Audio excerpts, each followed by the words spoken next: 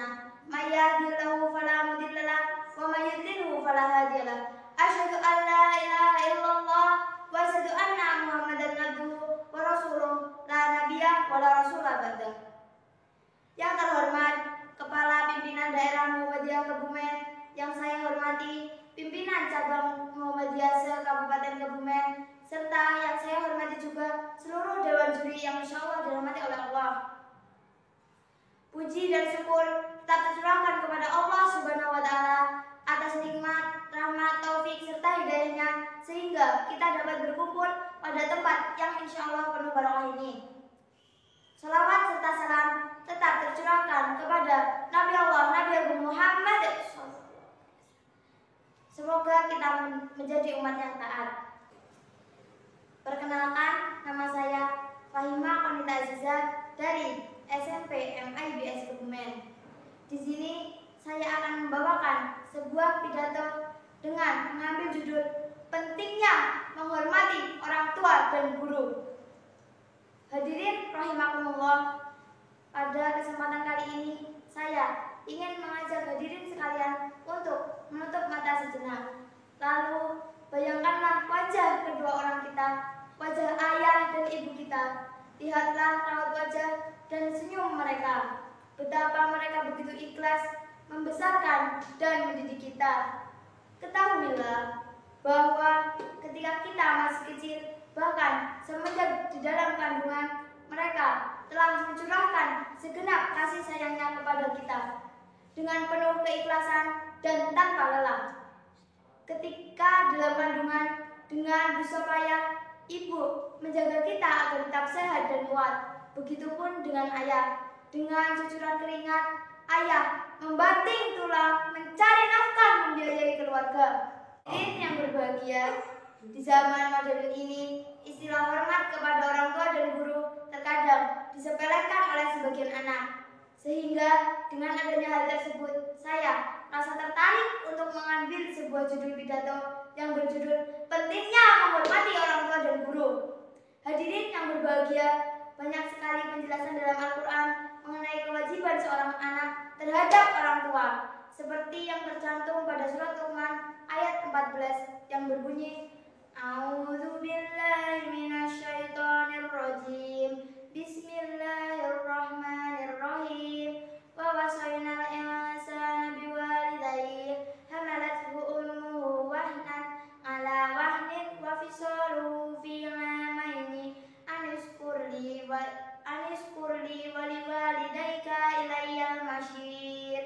Yang artinya, dan kami perintahkan kepada manusia untuk berbuat baik kepada kedua orang tuanya.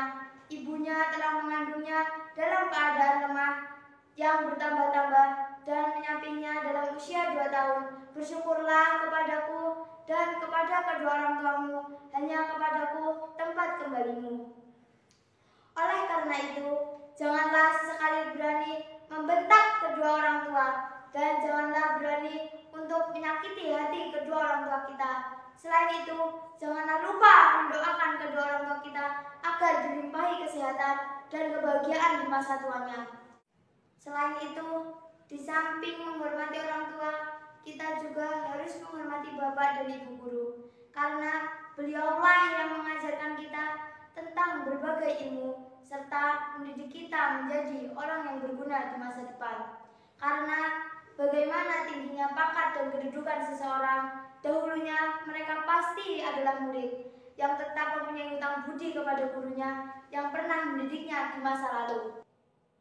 Adapun dalam mahfuzat dijelaskan bahwasanya, ingatlah engkau tidak akan mendapat ilmu kecuali memenuhi 6 syarat. Saya akan memberitahukan keseluruhannya secara rinci, yaitu kecerdasan, kemauan, sabar, biaya, bimbingan guru, dan waktu yang lama. Yang pertama adalah kecerdasan. Ulama membagi kecerdasan menjadi 2. Yang pertama, muhibatun minallah, atau kecerdasan yang Allah berikan. Contoh, seorang yang memiliki hafalan yang kuat.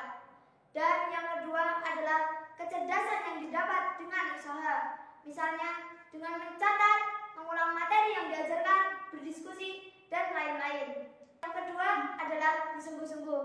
Dalam menuntut ilmu, kesungguhan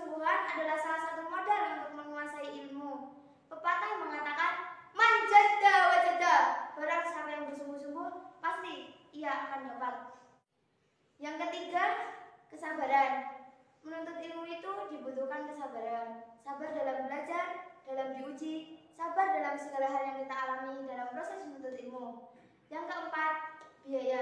Dalam menuntut ilmu tentu butuh biaya. Tidak mungkin menuntut ilmu tanpa biaya. Contohnya, sahabat Imam Malik menjual salah satu kayu penopang atap rumahnya untuk menuntut ilmu.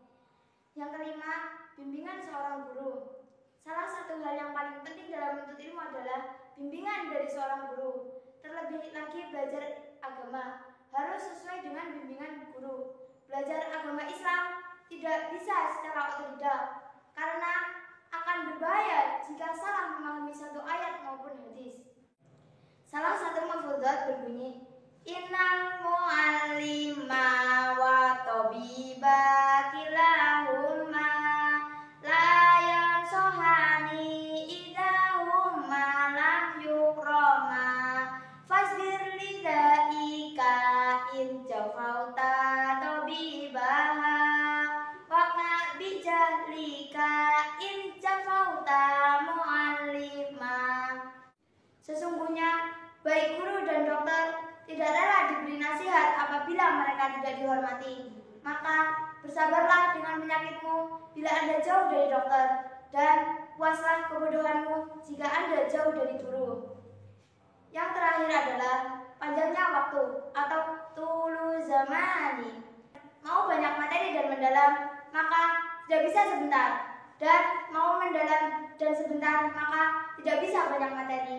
Mau sebentar dan banyak materi, maka tidak bisa mendalam. Disinilah harus ada perpanjangan waktu sebagai sebuah proses kesabaran bagi seorang murid ketika menuntut ilmu. Keenam syarat tersebut merupakan syarat yang harus kita penuhi dalam menuntut ilmu. Imam Syafi'i mengatakan ilmu adalah sebuah cahaya dan cahaya tidak akan didapati oleh pelaku maksiat. Maka dalam menuntut ilmu kita harus memperhatikan tingkah laku dalam beribadah. Karena menuntut ilmu adalah sebuah ibadah. Semakin banyak ilmu yang kita punya, maka semakin besar pula kedekatan kita kepada Allah. Di akhir video ini, saya berpesan untuk hadirin sekalian, hormatilah dan sayangi orang tua dan guru-guru kita. Karena ridha Allah fi ridha walidain wa sahatullah li sahatil walidain. Ridha Allah terletak pada ridha orang tua dan murka Allah terletak pada murka orang tua.